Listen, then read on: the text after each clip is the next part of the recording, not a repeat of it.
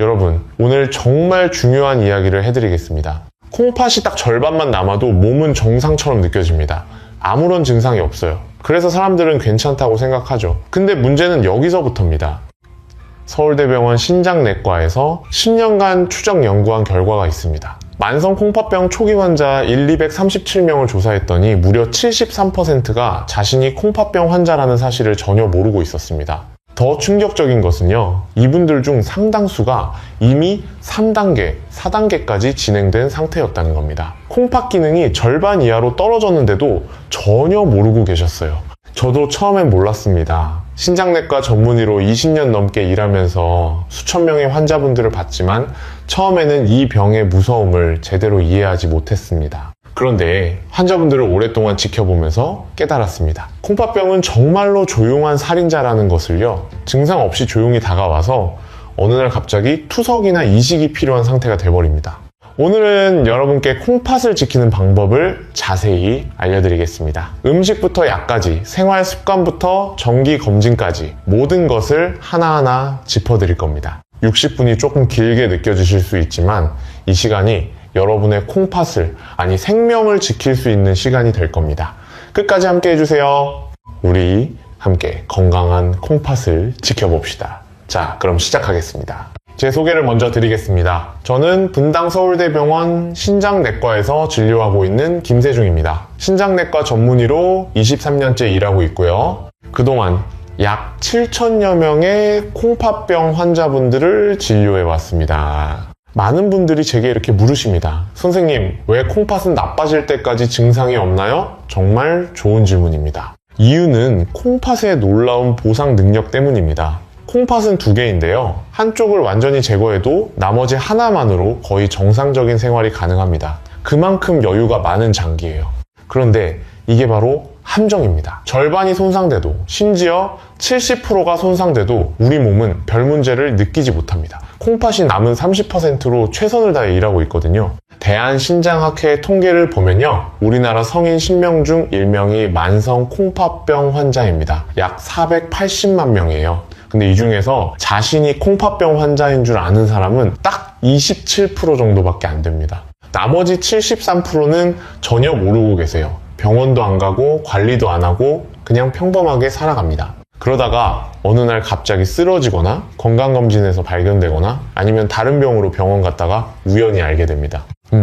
제가 오늘 어떤 내용을 말씀드릴지 미리 알려드리겠습니다. 크게 10가지 주제로 나눠서 설명드릴 건데요. 첫째, 왜 콩팥병이 무서운지 조용한 살인자라 불리는 이유를 정확히 알려드리겠습니다.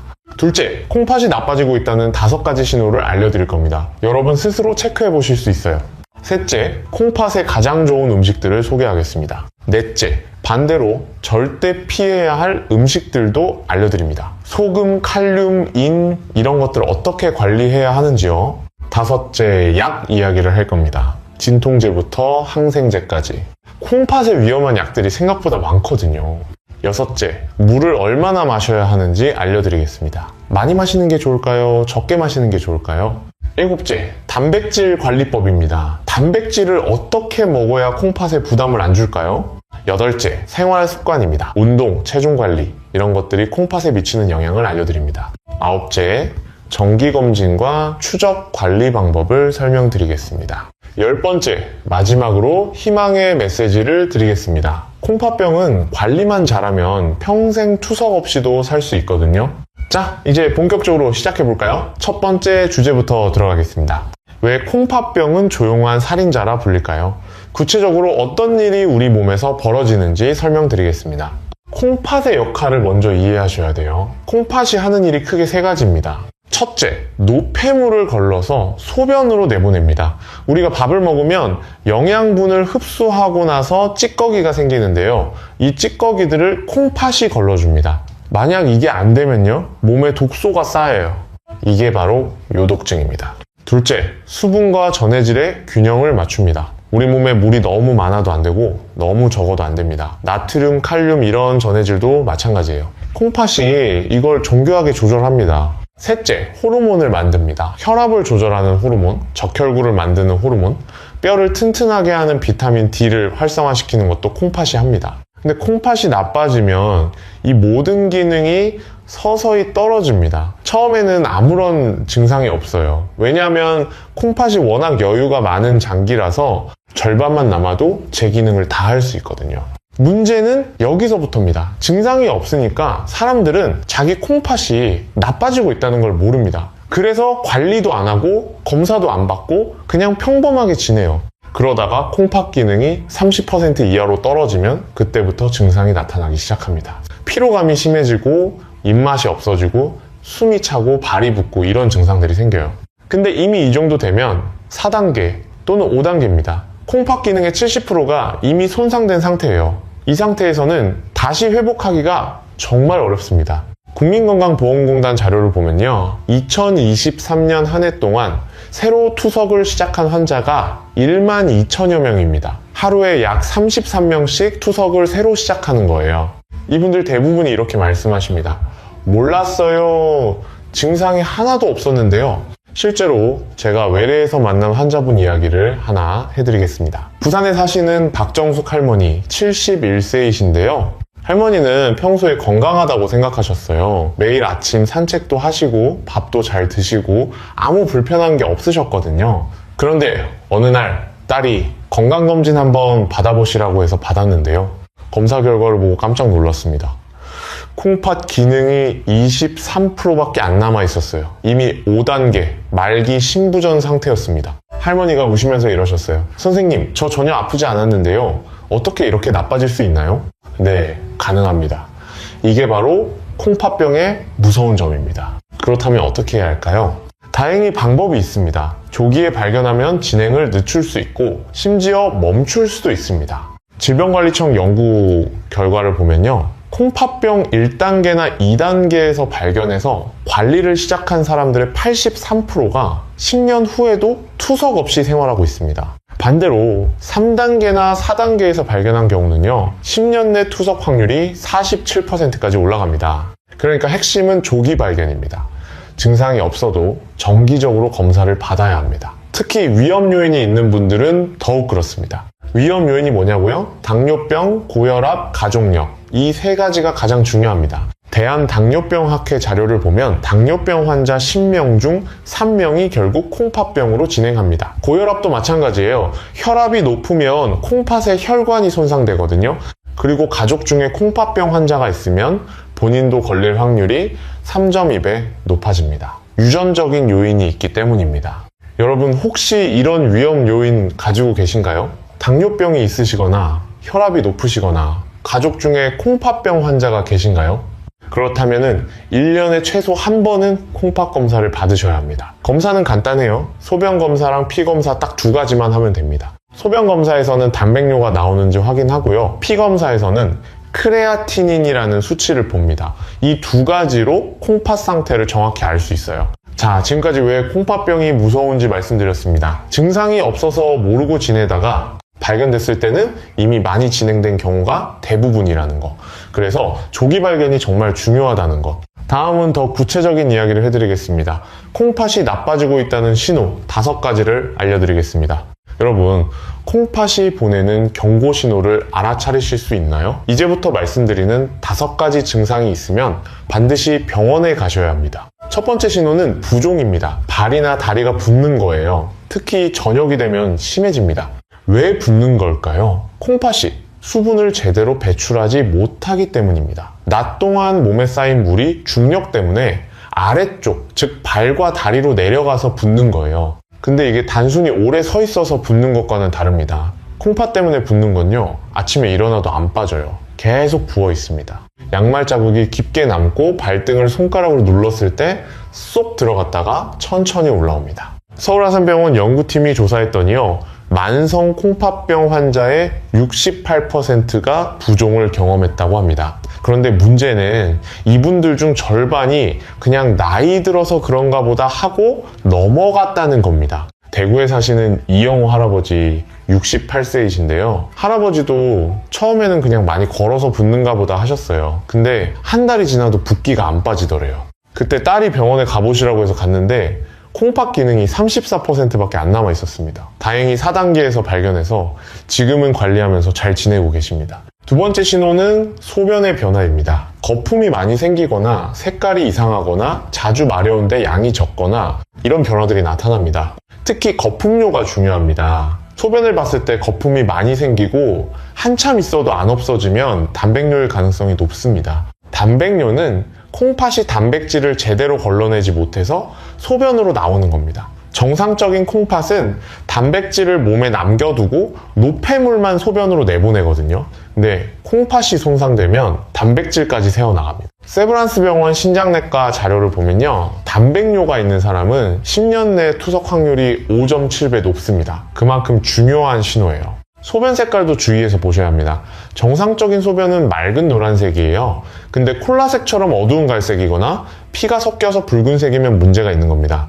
세 번째 신호는 피로감입니다. 이상하게 자꾸 피곤하고 기운이 없고 뭘 해도 힘들어요. 왜 피곤할까요? 콩팥이 나빠지면 적혈구를 만드는 호르몬이 줄어들어서 빈혈이 생깁니다. 빈혈이 있으면 온몸에 산소 공급이 부족해지니까 당연히 피곤하죠. 그리고 몸에 독소가 쌓이는 것도 원인입니다. 콩팥이 노폐물을 제대로 못 걸러내면 독소가 혈액에 남아서 온몸을 돌아다닙니다. 이게 세포를 괴롭히니까 피곤한 거예요. 삼성서울병원 통계를 보면 콩팥병 3단계 이상 환자의 79%가 만성 피로를 호소합니다. 그런데 대부분 나이 탓으로 돌리고 넘어가요. 울산에 사시는 임경자 할머니 68세이신데요. 할머니는 1년 넘게 피곤하셨대요. 병원도 몇 군데 가봤는데 다 나이 들어서 그렇다고만 하더래요. 근데 어느 날 건강검진에서 우연히 콩팥병이 발견됐습니다. 3단계였어요. 지금은 약 먹고 식단 조절하면서 피로감도 많이 좋아지셨습니다. 네 번째 신호는 식욕부진입니다. 밥맛이 없어지고 먹기 싫어집니다. 심하면 구역질도 나요. 이것도 요독증 때문입니다. 몸에 독소가 쌓이면 위장 기능이 떨어지고 입맛이 없어집니다. 특히 아침에 심해요.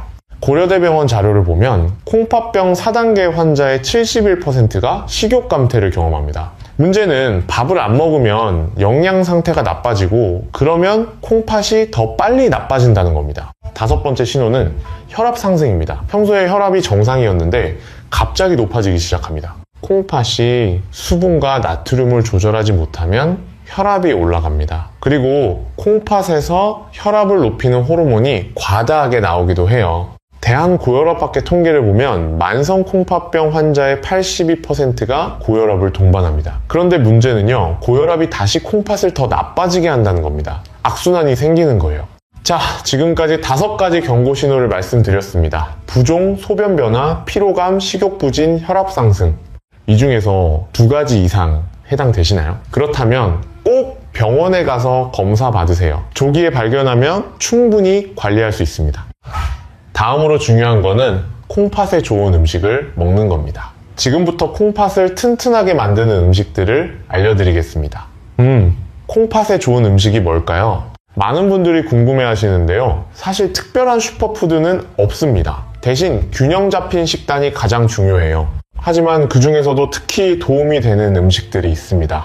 하나하나 알려드리겠습니다. 첫째, 양배추입니다. 양배추는 칼륨이 적고 비타민 C와 K가 풍부합니다. 그리고 항산화 물질이 많아서 콩팥세포를 보호해줍니다. 서울대병원 영양학과에서 연구했는데요. 양배추를 주 3회 이상 먹는 사람들이 그렇지 않은 사람들보다 콩팥 기능 저하 속도가 27% 느렸습니다. 양배추는 샐러드로 드셔도 좋고 쪄서 드셔도 좋습니다. 김치로 담가 드실 수도 있는데 그때는 소금을 적게 넣으셔야 해요. 둘째, 블루베리입니다. 블루베리에는 안토시아닌이라는 항산화 물질이 굉장히 많습니다. 이게 콩팥의 염증을 줄여주고 혈관을 보호해줍니다. 하버드 의대 연구팀이 15년간 추적 조사했더니요, 블루베리를 일주일에 2컵 이상 먹는 사람들은 콩팥병 발생률이 23% 낮았습니다. 블루베리는 생으로 드셔도 되고 얼려서 스무디로 만들어 드셔도 좋습니다. 아침 식사로 요구르트에 섞어 드시면 맛있어요. 셋째, 마늘입니다. 마늘은 우리 전통 음식에 빠지지 않는 재료죠. 마늘에는 알리신이라는 성분이 있는데 이게 혈압을 낮추고 염증을 줄여줍니다. 대한영양학회 자료를 보면 하루에 마늘 3쪽 정도 먹으면 콩팥 건강에 도움이 된다고 합니다. 근데 주의하실 점이 있어요. 마늘을 너무 많이 먹으면 위장에 부담이 될 수 있습니다. 적당히 드세요. 넷째, 올리브 오일입니다. 올리브 오일은 불포화 지방산이 풍부해서 혈관 건강에 좋습니다. 콩팥도 혈관으로 이루어진 장기니까 혈관이 건강하면 콩팥도 건강해집니다. 메이오 클리닉 연구에 따르면 올리브 오일을 주된 지방 공급원으로 사용하는 사람들이 콩팥병 진행 속도가 31% 느렸습니다. 샐러드 드레싱으로 사용하거나 요리할 때 참기름 대신 올리브 오일을 쓰시면 됩니다.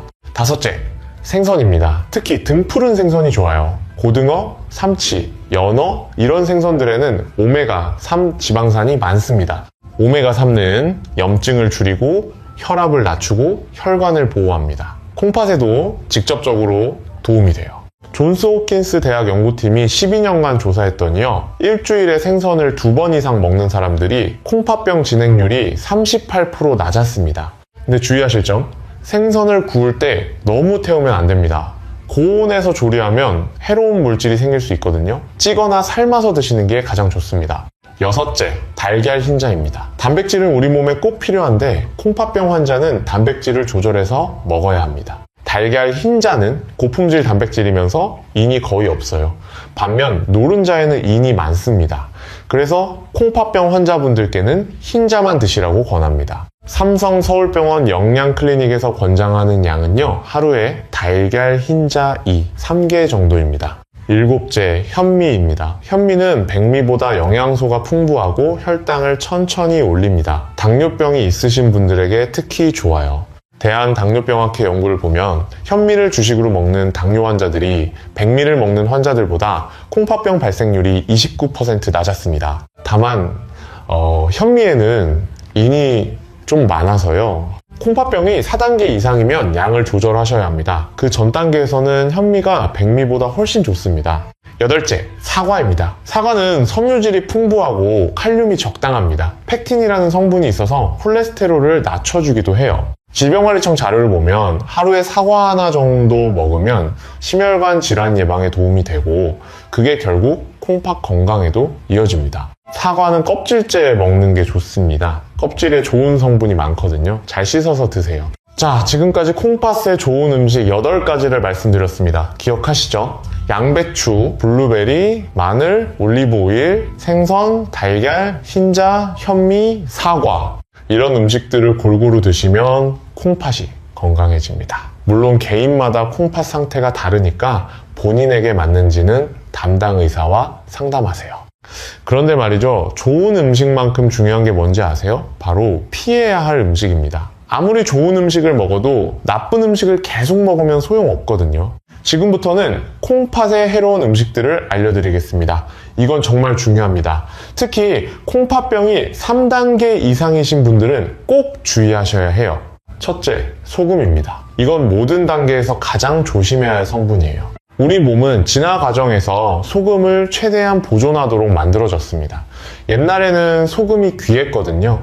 그래서 콩팥이 소금을 거의 다 재흡수합니다. 근데 현대인들은 소금을 너무 많이 먹어요. 평균적으로 하루 9g 정도 먹는다고 합니다. 세계보건기구에서 권장하는 양은 5g인데 말이죠. 서울대병원 신장내과에서 제 외래 환자분들을 조사했더니 어떤 분은 하루 20g씩 드시더라고요. 거의 4배예요. 소금을 많이 먹으면 어떻게 될까요? 혈압이 올라갑니다. 그리고 단백뇨가 심해집니다. 콩팥 기능도 더 빨리 나빠져요.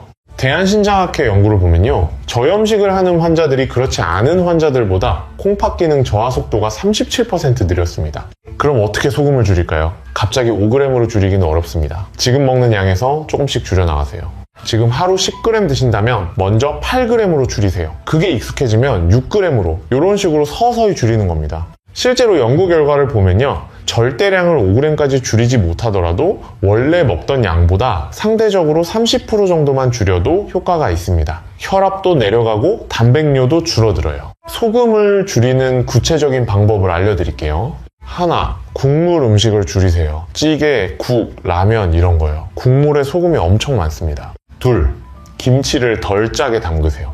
우리나라 사람들 소금 섭취의 상당 부분이 김치에서 옵니다. 셋, 가공식품을 피하세요. 햄, 소시지, 베이컨, 통조림 이런 것들은 소금 덩어리예요. 넷, 외식을 줄이세요. 식당 음식은 집에서 만든 것보다 소금이 2, 3배 많습니다. 5. 소금 대신 다른 양념을 사용하세요. 레몬즙, 식초, 허브 이런 걸로 맛을 내면 소금을 덜 넣어도 맛있어요. 창원에 사시는 장순옥 할머니 72세이신데요.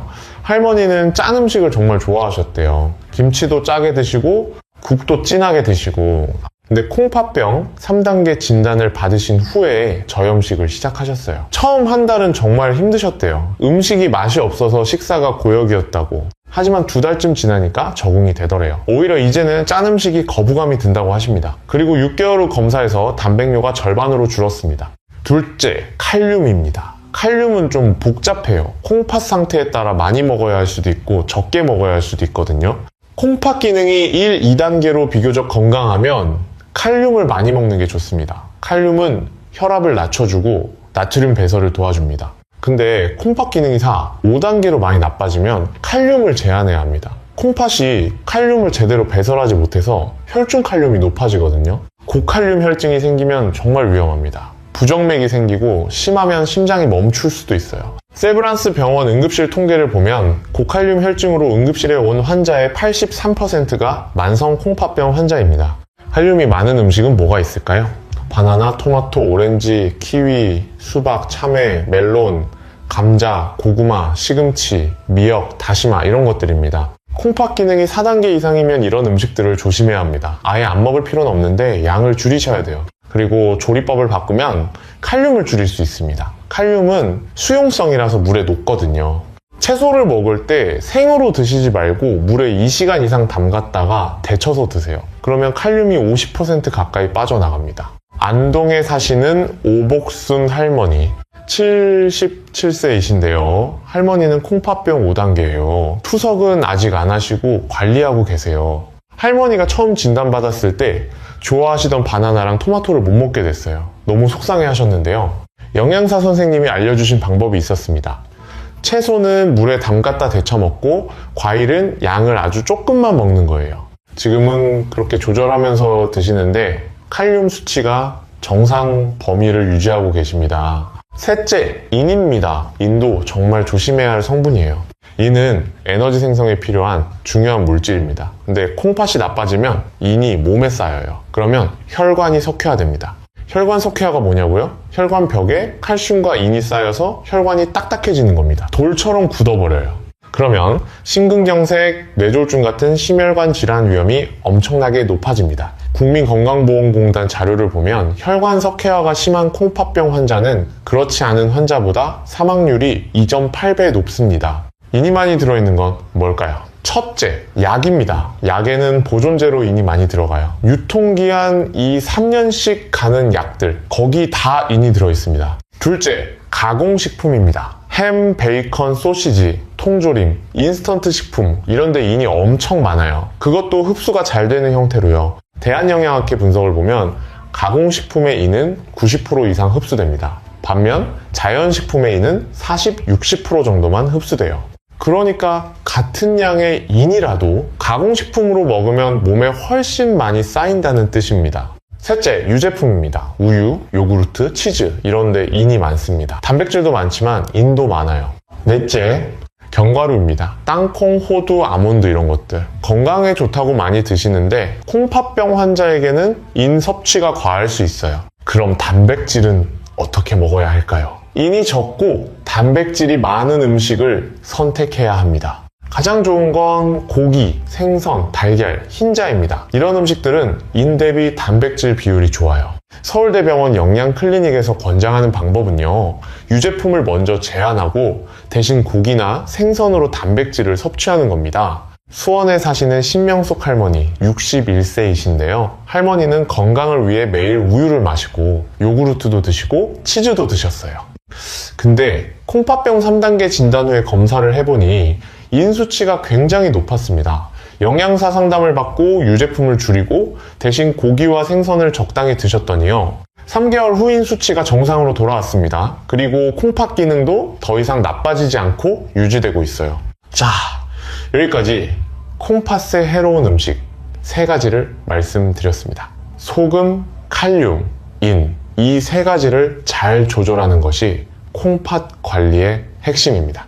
근데 음식만큼 중요한 게 또 있습니다. 바로 약이에요. 약도 잘못 먹으면 콩팥을 망가뜨릴 수 있거든요. 다음은 콩팥의 위험한 약들에 대해 자세히 알려드리겠습니다. 여러분, 혹시 진통제 자주 드시나요? 두통 있을 때, 생리통 있을 때, 관절 아플 때 먹는 그 약 말이에요. 그 약들 중 상당수가 NSAIDs라는 진통제입니다. NSAID요. 이게 콩팥에 정말 안 좋아요. NSAID 진통제가 뭐냐고요? Non-steroidal anti-inflammatory drugs의 줄임말인데요. 쉽게 말하면 염증을 줄여주는 진통제입니다. 여러분이 약국에서 쉽게 살 수 있는 약들 대부분이 여기 속합니다. 이부프로펜, 나프록센, 인도메타신, 디클로페낙 이런 것들이에요. 상품명으로는 브루펜, 게보린, 펜잘, 이지엔육, 탁센 이런 것들입니다. 감기약에도 많이 들어있어요. 왜 이 약이 콩팥에 나쁠까요? NSAID는 콩팥으로 가는 혈류를 줄입니다. 콩팥은 혈액을 걸러서 일하는 장기인데 혈액이 줄어들면 일을 제대로 못하게 되죠. 콩팥이 건강한 사람은 한두 번 먹어도 괜찮아요. 금방 회복되거든요.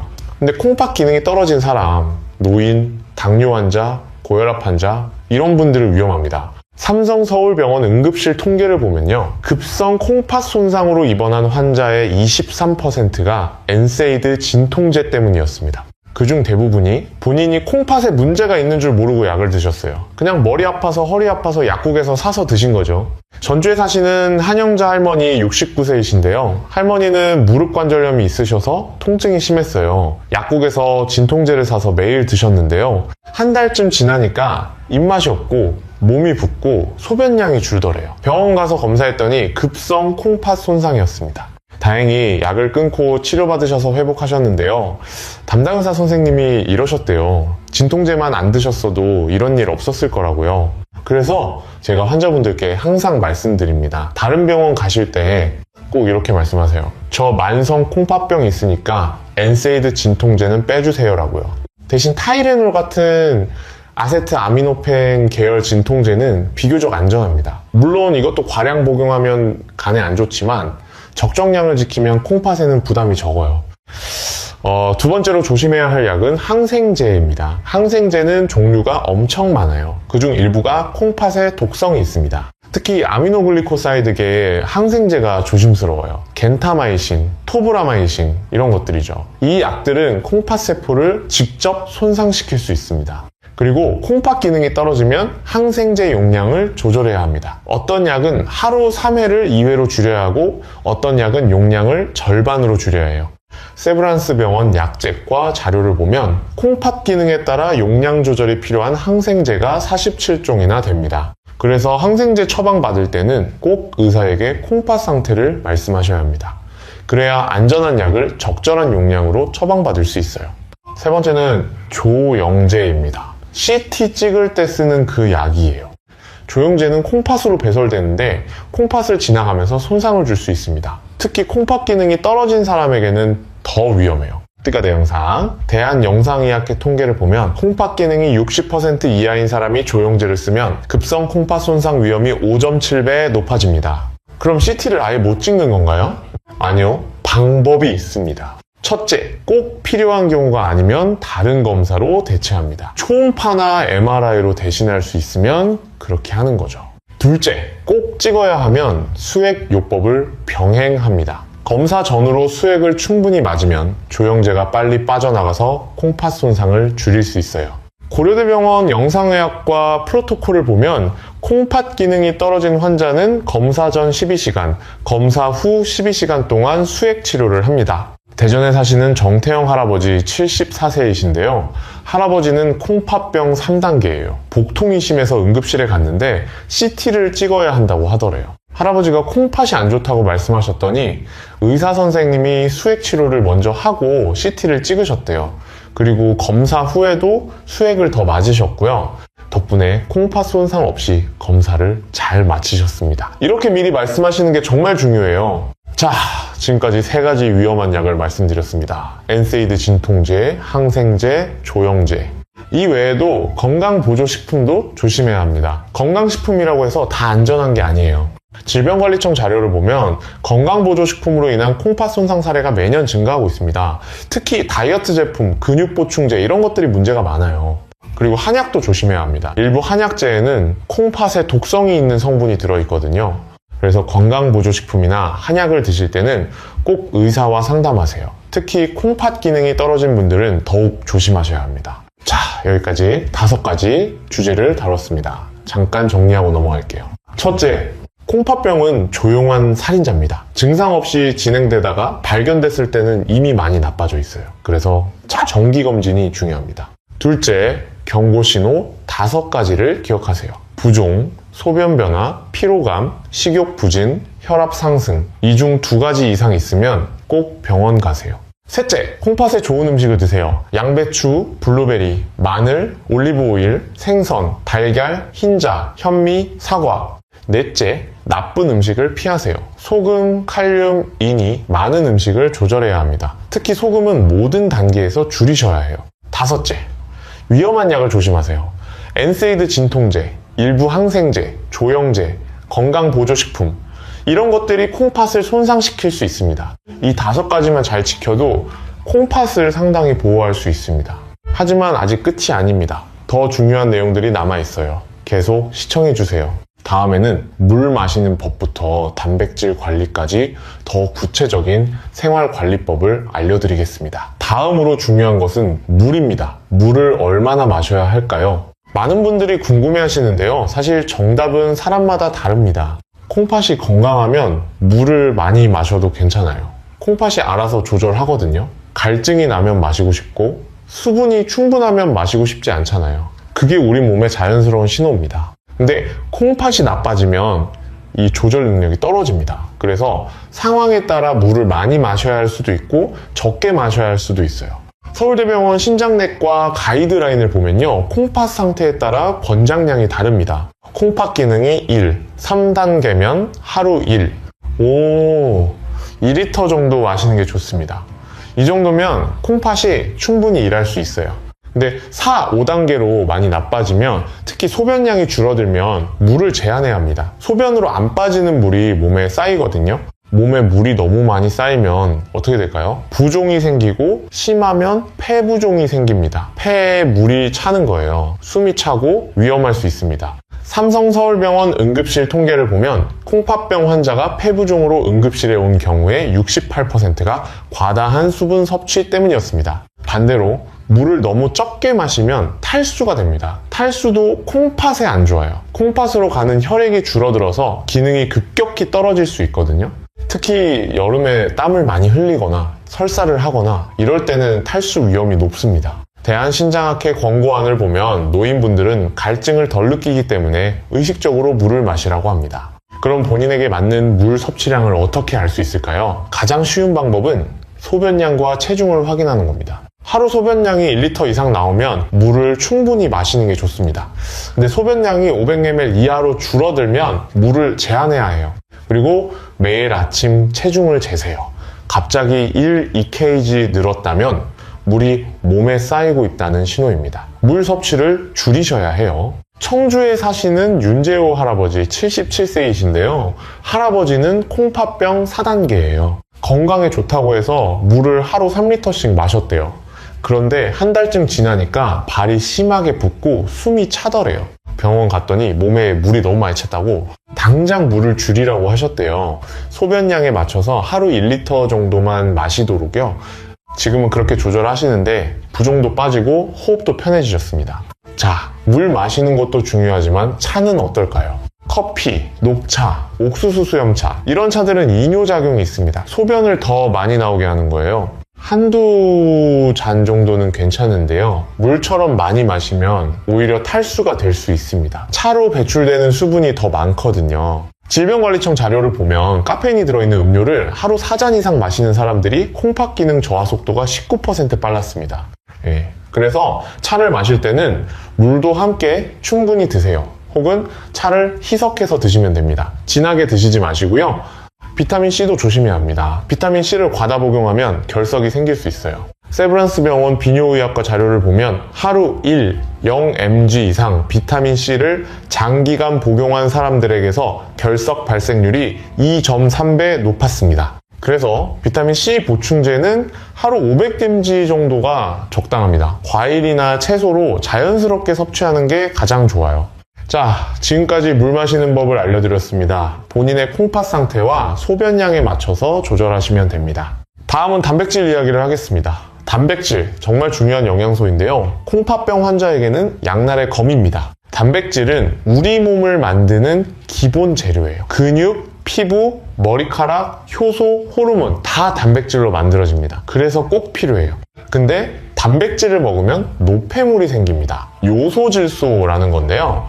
이게 콩팥을 통해 배출돼야 해요. 콩팥이 건강하면 문제 없습니다. 노폐물을 척척 걸러서 내보내거든요. 근데 콩팥이 나빠지면 노폐물이 쌓입니다. 이게 쌓이면 요독증이 생겨요. 그렇다고 단백질을 안 먹으면 어떻게 될까요? 근육이 빠지고 영양 실조가 옵니다. 노인분들은 근육이 줄어들면 낙상 위험도 높아지고 면역력도 떨어져요. 그래서 적절한 양을 먹는 게 중요합니다. 너무 많지도 너무 적지도 않게요. 대한신장학회 영양 가이드라인을 보면 콩팥 단계별로 권장량이 다릅니다. 1, 2단계 체중 1kg당 0.8일지 예를 들어 60kg면 하루 48, 60kg 정도예요. 3, 4단계 체중 1kg당 0.6, 0.8g 60kg면 하루 36, 48g입니다. 5단계 투석 안 하는 경우 체중 1kg당 0.6g 60kg면 하루 36g예요. 5단계 투석하는 경우 체중 1kg당 1.2g 투석으로 단백질이 빠져나가니까 더 많이 먹어야 합니다. 이게 얼마나 되는 양인지 감이 안 오시죠? 구체적인 예를 들어드릴게요. 닭가슴살 100g에 단백질이 약 23g 들어있습니다. 생선 100g에는 약 20g, 계란 하나에는 약 6g, 두부밥 모에는 약 10g예요. 그러니까 3단계 환자가 하루 40씩을 먹는다면요, 닭가슴살 100g 2개, 두부 반모 정도면 됩니다. 서울대병원 영양클리닉에서는 환자분들께 단백질 식단표를 드립니다. 아침, 점심, 저녁에 뭘 얼마나 드시면 되는지 구체적으로요. 근데 여기서 중요한 게 있어요. 단백질의 질입니다. 단백질에도 등급이 있거든요. 고품질 단백질과 저품질 단백질로 나뉩니다. 코스입니다. 고품질 단백질은 필수 아미노산이 골고루 들어있고 우리 몸이 잘 흡수합니다. 달걀, 고기, 생선, 우유 이런 동물성 단백질이 여기 속해요. 저품질 단백질은 필수 아미노산이 부족하고 흡수율도 낮습니다. 콩, 곡류 이런 식물성 단백질이죠. 콩팥병 환자는 고품질, 단백질 위주로 드시는 게 좋습니다. 같은 양을 먹어도 노폐물이 적게 생기거든요. 메이오 클리닉 연구를 보면 고품질 단백질 위주로 먹은 환자들이 요독증 증상이 37% 적었습니다. 그럼 어떤 음식을 선택해야 할까요? 첫째, 달걀 흰자. 단백질이 많고 이는 거의 없어요. 최고의 선택입니다. 둘째, 생선. 특히 흰살 생선이 좋습니다. 고등어나 삼치 같은 등푸른 생선도 좋은데 인이 좀 있으니 양을 조절하세요. 셋째, 닭고기. 특히 가슴살이 좋습니다. 껍질은 제거하고 드세요. 지방이 많거든요. 넷째, 소고기나 돼지고기. 기름기 적은 부위로 선택하세요. 안심, 등심 이런 부위요. 인천에 사시는 한상철 할아버지 62세이신데요. 할아버지는 콩팥병 3단계예요. 처음에는 단백질을 줄인다고 고기를 거의 안 드셨대요. 두부랑 콩으로만 단백질을 채우셨는데요. 3개월 후 검사에서 근육량이 많이 줄어 있었습니다. 영양사 선생님이 그러시더래요. 식물성 단백질만 드시면 안 되고 동물성 단백질도 적당히 드셔야 한다고요. 지금은 매일 계란 2개, 생선이나 고기 100g 정도 드시는데요. 근육량도 회복되고 콩팥 기능도 안정적으로 유지되고 계십니다. 자, 단백질 정리하겠습니다. 콩팥 단계에 맞는 양을 먹되 고품질 단백질 위주로 선택하세요. 그리고 한 번에 몰아서 먹지 말고 새끼에 골고루 나눠 드세요. 다음은 생활 습관입니다. 운동, 체중 관리 이런 것들이 콩팥에 어떤 영향을 미치는지 알려드리겠습니다. 먼저 운동부터 얘기할게요. 운동이 콩팥에 좋을까요? 나쁠까요? 대부분의 경우 운동은 좋습니다. 혈압을 낮추고 혈당을 조절하고 체중을 관리하고 스트레스를 줄여줍니다. 이 모든 게 콩팥 건강에 도움이 돼요. 대한신장학회 연구를 보면 규칙적으로 운동하는 콩팥병 환자가 그렇지 않은 환자보다 투석 시작 시기가 평균 2.3년 늦었습니다. 근데 운동도 적절히 해야 합니다. 너무 심하게 하면 오히려 해로워요. 격렬한 운동을 하면 근육이 분해되면서 노폐물이 많이 생깁니다. 크레아티닌이라는 수치가 올라가는데 이게 콩팥에 부담을 줍니다. 그리고 땀을 많이 흘리면 탈수가 됩니다. 탈수도 콩팥에 안 좋다고 앞에서 말씀드렸죠. 그럼 어떤 운동이 좋을까요? 가장 좋은 건 걷기입니다. 하루 30분, 일주일에 5일 정도 걸으세요. 빠르게 걷는 게 좋은데 숨이 약간 찰 정도면 적당합니다. 세브란스 병원 재활의학과 프로그램을 보면 걷기 운동을 6개월 한 콩팥병 환자들의 콩팥 기능이 평균 7% 향상됐습니다. 수영도 좋습니다. 관절에 부담이 적고 전신 운동이 되거든요. 다만 수영장 물을 많이 마시지 않도록 조심하세요. 요가나 스트레칭도 좋습니다. 근력을 유지하고 유연성을 높여줍니다. 특히 노인분들께 추천합니다. 반대로 피해야 할 운동도 있어요.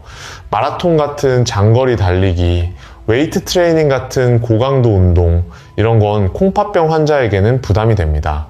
대구에 사시는 장기영 할아버지, 66세이신데요. 할아버지는 콩팥병 2단계예요. 건강을 위해 등산을 시작하셨는데요. 주말마다 산에 가셨대요. 처음에는 좋았는데 3개월쯤 지나니까 콩팥 기능 검사 수치가 나빠졌어요. 의사 선생님이 그러시더래요. 등산이 나쁜 건 아닌데 너무 힘들게 하시는 것 같다고요. 강도를 줄이고 충분히 수분 보충하면서 하라고요. 지금은 가까운 산책로를 천천히 걷는 정도로 바꾸셨는데 콩팥 기능도 다시 안정됐습니다. 다음은 체중 관리입니다. 비만은 콩팥에 정말 안 좋아요. 살이 찌면 혈압이 올라가고 당뇨가 생기기 쉽고 염증 물질이 많아집니다. 이 모든 게 콩팥을 공격합니다. 국민건강보험공단 자료를 보면 비만인 사람은 정상 체중인 사람보다 만성 콩팥병 발생률이 2.6배 높습니다. 그래서 과체중이면 체중을 줄이는 게 좋은데요. 갑자기 급격하게 빼면 안 됩니다. 급격한 다이어트를 하면 근육이 빠지고 탈수가 되고 영양 불균형이 생깁니다. 이게 다 콩팥에 해롭습니다. 삼성서울병원 비만 클리닉 가이드라인을 보면 한 달에 2kg씩 천천히 빼는 게 안전합니다. 어떻게 빼야 할까요? 식사 조절과 운동을 병행하세요. 식사는 전체 칼로리를 하루 300, 500kcal 정도 줄입니다. 그렇게 큰 부담 없이 줄일 수 있는 양이에요. 예를 들어 밥 한 공기를 2, 3공기로 줄이고 간식을 하나 빼고 이런 식으로요. 그리고 걷기 운동을 하루 30분씩 하시면 한 달에 2kg는 충분히 뺄 수 있습니다. 울산에 사시는 오승환 할아버지 70세이신데요. 할아버지는 콩팥병 3단계 비만이셨어요. 몸무게가 87kg였는데요. 급하게 빼려고 굶다시피 하셨대요. 한 달 만에 8kg 뺐는데 콩팥 기능이 급격히 나빠졌습니다. 탈수와 영양 실조 때문이었어요. 의사 선생님 조언을 듣고 방법을 바꾸셨습니다. 새끼 제대로 먹되 양을 조금 줄이고 매일 30분씩 걸었어요. 6개월 동안 7kg를 뺐는데 이번에는 콩팥 기능도 함께 좋아졌습니다. 혈압도 내려가고 당뇨도 잘 조절됐고요. 스트레스 관리도 중요합니다. 스트레스를 받으면 혈압이 올라가고 염증이 생기고 면역력이 떨어집니다. 질병관리청 연구를 보면 만성 스트레스가 있는 사람들이 콩팥 기능 저하 속도가 23% 빨랐습니다. 스트레스를 줄이는 방법은요, 사람마다 다릅니다. 어떤 분은 운동으로, 어떤 분은 취미활동으로, 어떤 분은 명상이나 요가로 풀어요. 자기에게 맞는 방법을 찾으세요. 중요한 건 규칙적으로 하는 겁니다. 일주일에 몇 번씩 스트레스를 풀 시간을 만드세요. 수면도 중요합니다. 잠을 잘 자야 몸이 회복되고 콩팥도 쉴 수 있어요. 대한수면학회 자료를 보면 수면 시간이 6시간 미만이거나 9시간 이상인 사람들이 콩팥병 위험이 높았습니다. 적정 수면 시간은 7, 8시간입니다. 그리고 잠자는 시간도 중요해요. 밤 11시에서 새벽 1시 사이에는 꼭 자고 있어야 합니다. 이 시간에 성장 호르몬이 나오고 세포가 재생되거든요. 청주에 사시는 신동식 할아버지 63세이신데요. 할아버지는 자영업을 하셔서 늘 늦게 주무셨대요. 새벽이 3시에 자서 아침 9시에 일어나는 패턴이었어요. 콩팥 검사를 해보니 2단계였는데 의사 선생님이 수면 패턴을 바꾸라고 하셨대요. 밤 11시에 자고 아침 7시에 일어나라고요. 처음에는 정말 힘드셨는데 한 달쯤 지나니 적응이 되더래요. 그리고 6개월 후 검사에서 콩팥 기능이 오히려 좋아졌습니다. 마지막으로 금연과 금주입니다. 담배는 혈관을 수축시키고 혈압을 높이고 염증을 일으킵니다. 콩팥의 최악이에요. 서울대병원 연구를 보면 흡연자는 비흡연자보다 만성 콩팥병 발생률이 1.8배, 투석 시작 시기가 평균 3점, 2년 빨랐습니다. 금연은 어려워도 꼭 하셔야 합니다. 금연 클리닉의 도움을 받으세요. 성공률이 훨씬 높습니다. 술도 조심해야 합니다. 과음은 혈압을 높이고 탈수를 일으키고 영양 불균형을 초래합니다. 대한간학회 가이드라인을 보면 하루 알코올 섭취량이 남자는 20지, 여자는 10지 이하로 제한하라고 합니다. 맥주로 치면 남자 500채 한 캔, 여자 250채 한 반 캔 정도예요. 소주로는 남자 2잔, 여자 1잔 정도입니다. 근데 콩팥병이 3단계 이상이면 아예 안 드시는 게 좋습니다. 자, 지금까지 생활습관에 대해 말씀드렸습니다. 운동, 체중관리, 스트레스 관리, 수면, 금연, 금주, 이 모든 게 콩팥 건강과 직결됩니다. 여러분의 생활습관은 어떠신가요? 바꿔야 할 부분이 보이시나요? 오늘부터 하나씩 실천해보세요. 자, 다음에는 정기검진과 추적관리에 대해 알려드리겠습니다. 콩팥병 관리에서 가장 중요한 것 중 하나가 정기검진입니다. 증상이 없어도 정기적으로 검사를 받아야 해요. 콩팥은 조용히 나빠지잖아요. 증상이 나타날 때는 이미 많이 진행된 상태고요. 그래서 검사로 미리 확인하는 게 정말 중요합니다. 어떤 검사를 받아야 할까요? 크게 3가지입니다. 첫째, 소변 검사예요. 소변에 단백질이 나오는지 확인합니다. 단백뇨가 콩팥 손상의 초기 신호거든요. 검사는 간단해요. 아침 첫 소변을 받아서 제출하면 됩니다. 5분이면 결과가 나와요. 정상이면 단백질이 거의 안 나옵니다. 근데 조금이라도 나오면 정밀 검사를 해야 해요. 서울대병원 신장내과 가이드라인을 보면 단백뇨가 있는 사람은 3개월마다 검사하라고 합니다. 둘째, 혈액 검사입니다. 크레아티닌이라는 수치를 봅니다. 크레아티닌은 근육에서 나오는 노폐물인데요. 콩팥이 이걸 걸러서 내보냅니다. 근데 콩팥이 나빠지면 크레아티닌이 혈액에 쌓여요. 정상 수치는 남자가 0.7, 1.2, 여자가 0.5, 1, 0 정도입니다. 이보다 높으면 콩팥 기능이 떨어진 거예요. 그리고 이 수치로 사구체 역과율을 계산합니다. EGFR이라고 하는데요. 이게 콩팥 기능을 나타내는 정확한 지표입니다. 정상은 90 이상이에요. 60, 89면 1단계, 45, 59면 2단계, 30, 44면 3단계, 15, 29면 4단계, 15 미만이면 5단계입니다. 대한신장학회 권고안을 보면 위험 요인이 있는 사람은 1년에 한 번, 콩팥병 진단받은 사람은 3, 6개월에 한 번 검사하라고 합니다. 셋째, 초음파 검사입니다. 콩팥의 크기와 모양을 확인해요. 정상적인 콩팥은 강낭콩 모양의 11, 12cm 정도 크기입니다. 근데 만성 콩팥병이 진행하면 작아지고 쪼그라들어요.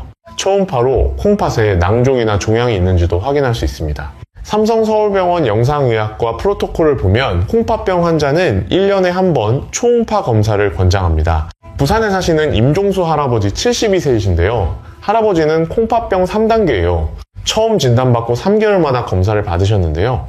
6개월 후 검사에서 단백뇨가 갑자기 증가했습니다. 의사 선생님이 바로 약을 조정하셨어요. 혈압약을 바꾸고 콜레스테롤 약을 추가했습니다. 3개월 후 다시 검사했더니 단백뇨가 줄어들었습니다. 콩팥 기능도 더 이상 나빠지지 않고 유지됐고요. 할아버지가 그러시더래요. 정기검사 덕분에 빨리 발견해서 대처할 수 있었다고요. 검사 결과는 기록해 두세요. 수첩이나 스마트폰에 날짜별로 적어두면 변화를 한눈에 볼 수 있습니다. 크레아티닌, EGFR, 단백뇨 수치를 기록하세요. 그리고 병원 갈 때마다 가져가서 의사 선생님께 보여드리세요. 자, 검사 이야기는 여기까지고요. 이제 추적 관리에 대해 말씀드리겠습니다. 콩팥병은 만성질환입니다. 한 번 나빠지면 완치가 어려워요. 그래서 평생 관리해야 합니다. 근데 절망하지 마세요. 잘 관리하면 투석 없이도 평생 살 수 있습니다.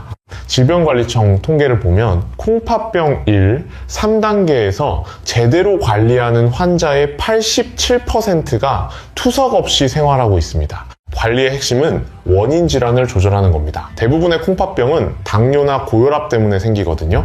당뇨가 있으면 혈당을 잘 조절하세요. 당화혈색소 목표는 7% 이하입니다. 고혈압이 있으면 혈압을 130, 80 이하로 유지하세요. 특히 단백뇨가 있으면 120, 75까지 낮추는 게 좋습니다. 서울대병원 신장내과 연구를 보면 혈압을 목표치로 유지한 환자들이 그렇지 않은 환자들보다 콩팥 기능 저하 속도가 42% 느렸습니다. 약도 꾸준히 드세요. 혈압약, 당뇨약, 콜레스테롤약 이런 것들을 빠뜨리지 말고 매일 드셔야 해요. 세브란스 병원 약제과 조사를 보면 약을 꾸준히 먹는 환자가 그렇지 않은 환자보다 투석 시작 시기가 평균 4.7년 늦었습니다. 약 먹기 잊어버리시는 분들은 알람을 맞춰 놓으세요. 휴대폰 알람이나 약통에 알람 기능이 있는 것도 있어요. 그리고 약을 먹기 전에 손으로 알약을 하나하나 세어보세요. 그러면 빠뜨릴 확률이 줄어듭니다. 창원에 사시는 황성호 할아버지 58세이신데요. 할아버지는 당뇨와 고혈압으로 콩팥병 2단계예요. 약을 자주 빠뜨리셨대요. 바빠서 깜빡해서 이런저런 이유로요. 그러다 보니 혈당과 혈압이 조절이 안 됐어요. 1년 후 검사에서 콩팥 기능이 3단계로 나빠졌습니다. 의사 선생님이 그러시더래요. 약만 제때 드셨어도 이렇게 안 나빠졌을 거라고요. 그때부터 할아버지가 정신을 차리셨어요.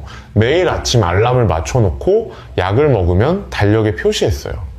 지금은 약을 거의 빠뜨리지 않으시는데 혈당과 혈압도 잘 조절되고 콩팥 기능도 더 이상 나빠지지 않고 있습니다. 자기 관리도 중요합니다. 앞에서 말씀드린 식사, 운동, 스트레스 관리 이런 것들을 생활화하세요. 처음에는 힘들어도 습관이 되면 자연스러워집니다. 한 달만 꾸준히 하면 몸이 적응해요. 성남에 사시는 서진호 할아버지 75세이신데요. 할아버지는 콩팥병 4단계예요. 5년 전에 진단받았을 때 의사 선생님이 그러셨대요. 이대로 가면 2년 안에 투석할 거라고요.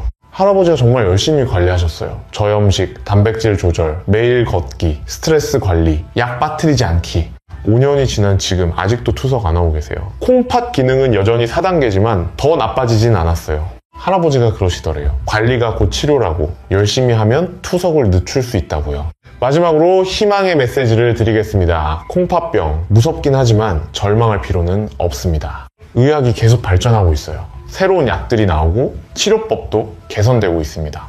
최근에 나온 SGLT 억제제라는 당뇨약이 있어요. 이 약이 콩팥 보호 효과가 있다는 게 밝혀졌습니다. 하버드 의대 연구팀이 조사했더니요.